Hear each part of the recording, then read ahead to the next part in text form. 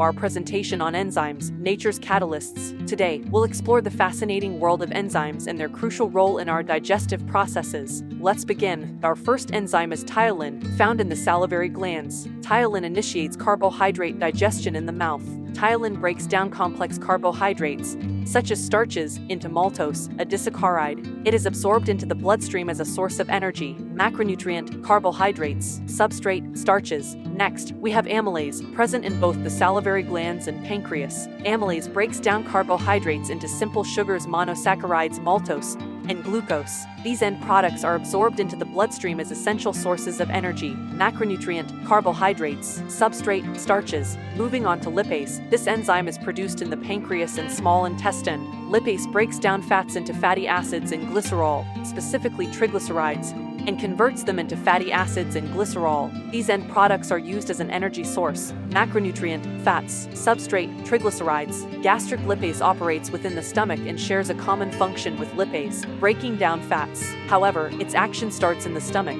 It targets fats, specifically triglycerides, and partially digests them into fatty acids. The body uses them for energy. Macronutrient, fats, substrate, triglycerides. Next, protease plays a crucial role in breaking down proteins into amino acids. Present in both the stomach and pancreas, protease targets proteins and polypeptides, breaking them down into peptides and amino acids. After digestion, amino acids are absorbed into the bloodstream and used for building tissues and various bodily functions, including the production of enzymes. Macronutrient, proteins, substrate, proteins and polypeptides. Peptidase is found in the small intestine. Peptidase continues the work of protease, further breaking down peptides into amino acids. After digestion, the amino acids are absorbed into the bloodstream, serving as building blocks for various bodily functions, including tissue growth and enzyme production. Macronutrient, proteins, substrate, peptides and short polypeptides. Now, let's explore lactase, which can be found in the small intestine, and it breaks down lactose, commonly known as milk sugar. It converts it into glucose and galactose, two monosaccharides. They are absorbed into the bloodstream, providing us with valuable sources of energy. Macronutrient, lactase acts on carbohydrates as its macronutrient. Substrate, lactose is the specific substrate that lactase acts upon.